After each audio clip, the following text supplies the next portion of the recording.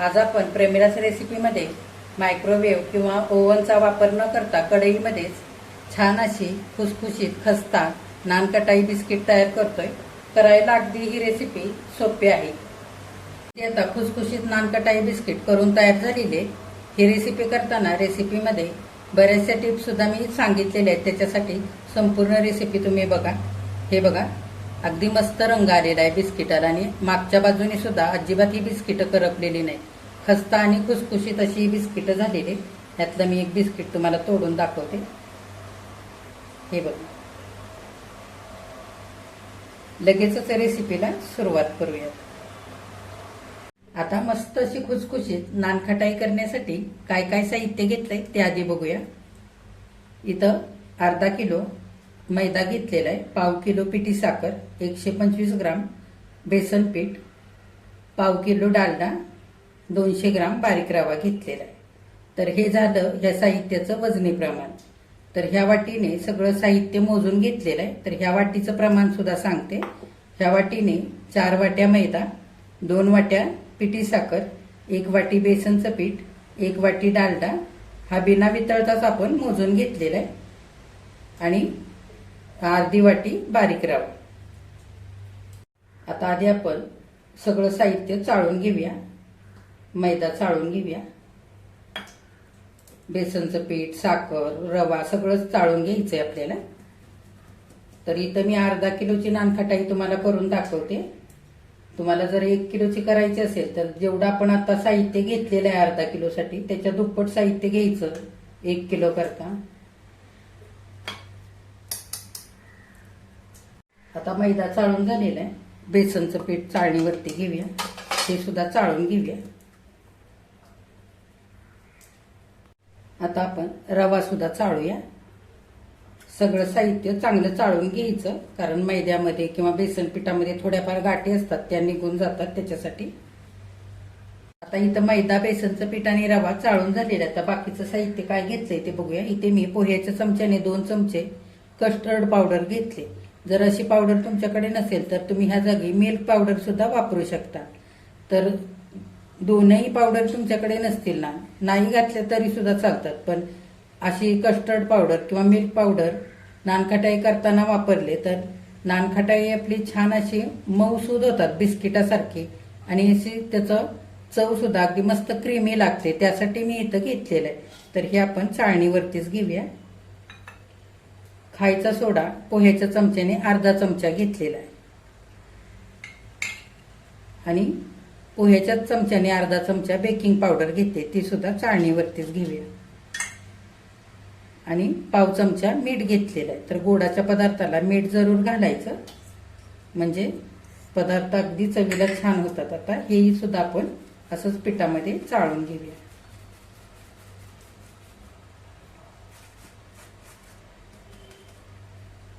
आता हे सगळं घातलेलं साहित्य आणि हे पीठ चांगलं मिसळून घेऊया।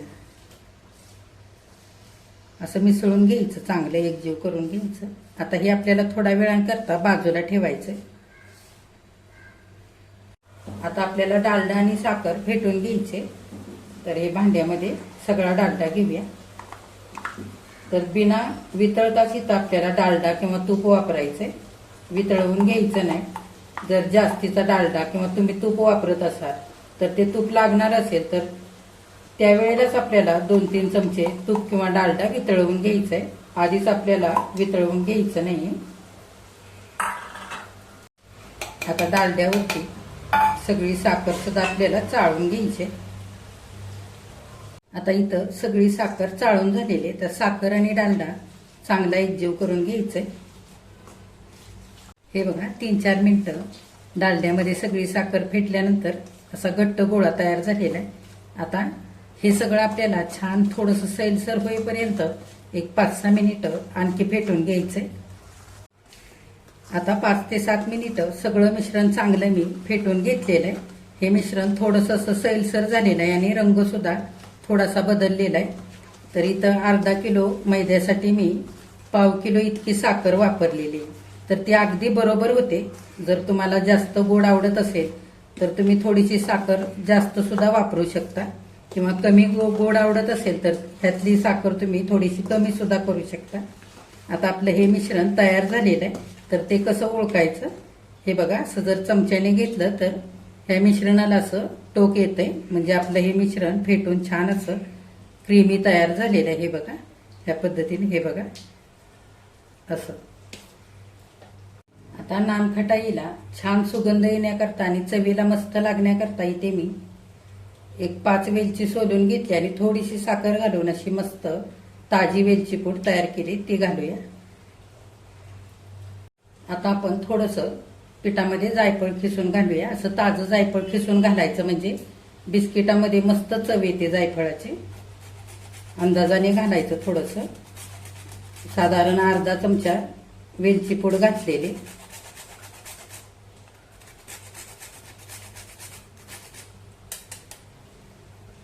आता वेलची पूड आणि जायफळ सगळ्या पिठामध्ये चांगलं मिसळून घ्यायचंय. तर इथं मी हातानेच हे पीठ मळून घेणार आहे. आता वेलची पूड आणि जायफळ सगळ्या पिठामध्ये चांगलं मिसळून घेतलेलं आहे. बघा, बेसनचं पीठ घातल्यामुळे पिठाला अगदी मस्त रंग आलेला आहे.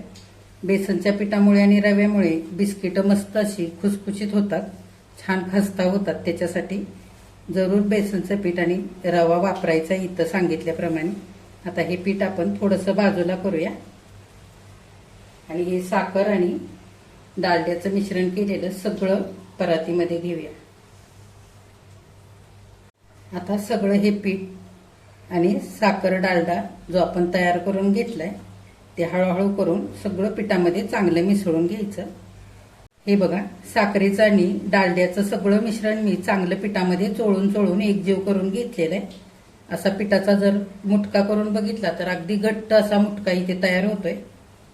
आता इथून पुढे आपल्याला जेवढा डालडा लागणार आहे तेवढा वितळवूनच घालायचंय. जर संपूर्णपणे तुम्ही तूप वापरलेलं असेल इथे, तर मी जसा डालडा बिना वितळवता आधी वापरला तसाच वापरायचा तूप सुद्धा, आणि नंतर जेव्हा वरती थोडंसं तूप लागेल ते वितळवूनच घालायचंय. डालडा किंवा तूप जर जास्तीचं झालं तर नानखटाई आपली बेक केल्यानंतर सगळी नानखटाई अशी पसरते. त्याच्यासाठी आपल्याला अगदी मापातच सगळं वापरायचं इथे. आता इथं मी 4 चमचे डालडा गरम करून असा वितळवून घेतलेला आहे. आता थोडं थोडं आपण वरून लागेल तसं घालूया. आधी 2 चमचे घालूया आणि सगळं चांगलं मिसळून घेऊया. आता उरलेला 2 चमचे डालडा सुद्धा आपण वरती घालूया. आता सगळं पीठ चांगलं हाताने मळून घ्यायचंय. आता 4 चमचे वितळलेला डालडा परत घातल्यानंतर सगळं पीठ मी चांगलं एकजीव करून घेतलंय. आता हे पीठ आपल्याला चांगलं हातावरती चोळून मऊसूत करून घ्यायचंय. हे बघा ह्या पद्धत, हे बघा दुसऱ्या भांड्यामध्ये ठेवायचं मऊ केलेलं पीठ. ह्या पद्धतीने सगळं पीठ करून घेऊया पटापट. आता सगळं पीठ दोन्ही हाताने मळून चांगलं एकजीव करून घेतलेलं आहे. हे बघा असं मस्त मऊसूद इथे पीठ तयार झालेलं आहे. आता नानखटाई केल्यानंतर आतपर्यंत बेक होण्यासाठी, वरून छान क्रॅक जाण्यासाठी आणि खुसखुशीत होण्यासाठी एक मस्त अशी इथे टीप सांगणार आहे. ती टीप अशी आहे, हे पीठ असं तयार केल्यानंतर एक 15 मिनिटांकरता आपल्याला फ्रीजमध्ये ठेवायचंय आणि थंड पिठाच्या नानखटाई तयार करायचे. अशा नानखटाई लगेचच आपण बेक करण्याकरता कढईमध्ये ठेवल्या की खालच्या बाजूने गरम ऊब लागते आणि नानखटाई आपल्या आतपर्यंत छान बेक होते, वरून छान क्रॅक जातात आणि मस्त खुसखुशीत होते. त्याच्यासाठी आपल्याला हे पीठ फ्रीजमध्ये ठेवायचंय. तर ह्या टिपचा जरूर तुम्ही ही नानखटाई करताना वापर करा. आता आपल्याला नानखटाई बेक करून घ्यायची. त्याच्यासाठी गॅसवरती कढई ठेवलेली आहे. कढईमध्ये जाड असं मीठ घातलेलं आहे. असं जर मीठ नसेल तर तुम्ही बारीक मीठही इथे वापरू शकता, किंवा नाहीच मीठ घातलं ना तरी चालेल. आणि मिठावरती अशी गोल रिंग ठेवून घेतलेली, नुसती रिंग जरी ठेवली ना तरी सुद्धा चालेल. हे बघा इथे खूप मीठ असं काळपट झालेलं आहे. तर हे मीठ मी नेहमी बेकिंगचे पदार्थ करताना तेच मीठ वापरते. तर हे मीठ थंड झाल्यानंतर एखाद्या बरणीमध्ये भरून ठेवायचं आणि जेव्हा आपण बेकिंगचे पदार्थ करतो तेव्हा हे मीठ वापरायचं. हे कितीही वेळा मीठ तुम्ही वापरू शकता. आता आपण झाकण घालूया कढईवरती आणि 10 मिनिटांकरता कढई चांगली प्रीहीट करून घेऊया. नानखटाई बेक करण्याकरता अशी मी 2 ताटं इथे तयार केलेली. ताटांमध्ये बटर पेपर लावलेला आहे आणि वरून थोडंसं तेल लावून घेतलेलं आहे. पहिल्यांदाच फक्त एकदाच तेल लावून घ्यायचंय ताटाला, परत परत तेल लावायचं नाही. नान कटाईचं पीठ मी फ्रीज मधून बाहेर काढून घेतलेलं आहे. आता इथे मस्त आपलं पीठ तयार झालेलं आहे. तर ह्या पिठाचं आपण थोडं थोडं पीठ घेऊन नान कटाई करूया. तुमच्याकडे जर एखादा छोटा चमचा असेल मापासाठी तर त्या चमच्याने तुम्ही सगळं असं पीठ घेऊन ह्या नान कटाई एकसारख्या सगळ्या करू शकता. तर माझ्याकडचा चमचा थोडासा छोटा असल्यामुळे मी हातानेच करते.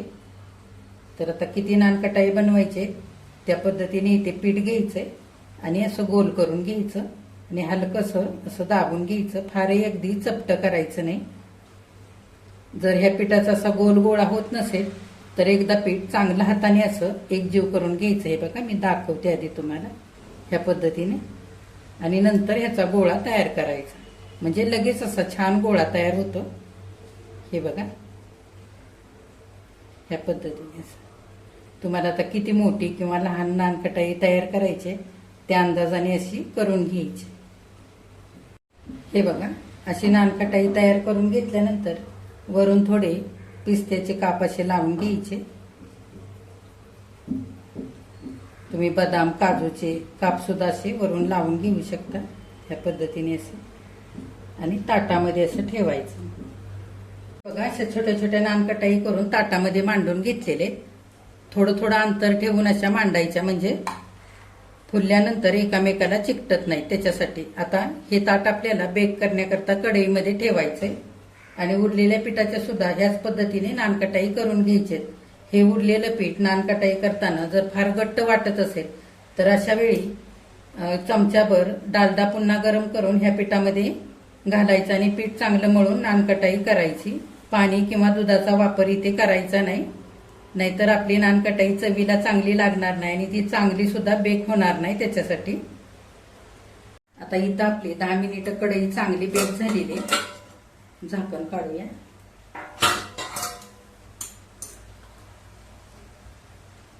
आणि ताट असं ही रिंग ठेवली त्याच्यावरती ठेवूया आणि पुन्हा झाकण आपल्याला कढईवरती घालायचं. झाकण सुद्धा भरपूर गरम झालेलं आहे तर व्यवस्थित इथे पकडणी पकडायचं. हे बघा आता गॅस अगदी बारीक करायचा आणि 10 ते 12 मिनिटांकरता आपल्याला नानकटाई बेक करून घ्यायचे. तोपर्यंत झाकण उघडायचं नाही. 10 ते 12 मिनिटांनंतर झाकण उघडून बघायचं. चांगला रंग आला नसेल तर 2-3 मिनिटं आणखी बेक करून घ्यायचे.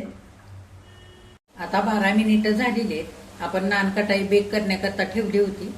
झाकण उघडून एकदा बघूया. हे बघा हलकासा नानकटाईला सोनेरी रंग आलेला आहे. आणखी थोडासा रंग यायला पाहिजे त्याच्यासाठी पुन्हा झाकण घालूया आणि बारीक गॅसवरती 3 मिनिटं आणखी बेक करून घेऊया. आता आणखी 3 मिनिटं झालेली आहेत. आपण झाकण उघडून बघूया. हे बघा मस्त रंग आलेला आहे नानकटाईला वरून सुद्धा आणि छान फुललेली आहे नानकटाई आणि हलके हलके असे क्रॅक सुद्धा गेलेले आहेत. म्हणजे आपली नानकटाई आतपर्यंत मस्त बेक झालेली आहे. आता आपण हे ताट कढईमधून बाहेर काढूया. आता पहिलं ताट मी काढून घेतलेलं आहे कढईमधून. दुसरं ताट आपण कढईमध्ये ठेवूया आणि पुन्हा झाकण घालून 15 मिनिटांकरता नानकटाई बेक करून घेऊया. गॅस अगदी बारीक ठेवायचा म्हणजे नानकटाई खालच्या बाजूने करपणार नाही. हे बघा नानकटाईचं ताट कढईमधून इथे बाहेर काढून ठेवलेलं आहे. आता 5 मिनिटं चांगली नानकटाई थंड होऊ देऊया नंतर काढूया. हे बघा इथे आता नानकटाई बिस्किट सगळी करून तयार झालेली आहे. जेवढं आपण हे बिस्किट करण्याकरता साहित्य घेतलं होतं त्याच्यामध्ये 32 बिस्किट तयार झालेली आहेत. इथे आता खस्ता खुसखुशीत नानकटाई बिस्किट करून तयार झालेले आहेत खाण्यासाठी. किती मस्त झाले आहेत बघा आणि रंग सुद्धा खूपच मस्त आलेला. हे बिस्किट आज आपण कढईमध्येच बेक केलेले आहेत तरी सुद्धा इतकी छान इथे बिस्किट करून तयार झालेले आहेत. मस्त वरून क्रॅक गेलेले आहेत आणि बिस्किट आतपर्यंत मस्त बेक झालेले आहेत. खस्ता खुसखुशीत अशी छान झालेली आहेत चवीला सुद्धा. तर ही बिस्किट तुम्ही नाश्त्यासाठी अशी जास्तीची बनवून ठेवू शकता किंवा मुलांच्या शाळेच्या डब्याला देण्यासाठी. मुलं शाळेतून आल्यानंतर त्यांना खायला देण्याकरता सुद्धा अशी बिस्किटं छान आहेत घरच्या घरी केलेली. बाहेरचा खाऊ आणण्यापेक्षा अशी बिस्किटं तुम्ही सुद्धा नक्की करून बघा. तुम्ही केल्यानंतर कमेंट करायला अजिबात विसरू नका. आजची रेसिपी आवडल्यास एक लाईक सुद्धा करा आणि जे कोणी आता माझ्या रेसिपीज नव्याने बघत आहेत त्यांनी माझ्या चॅनेलला सबस्क्राईब जरूर करा.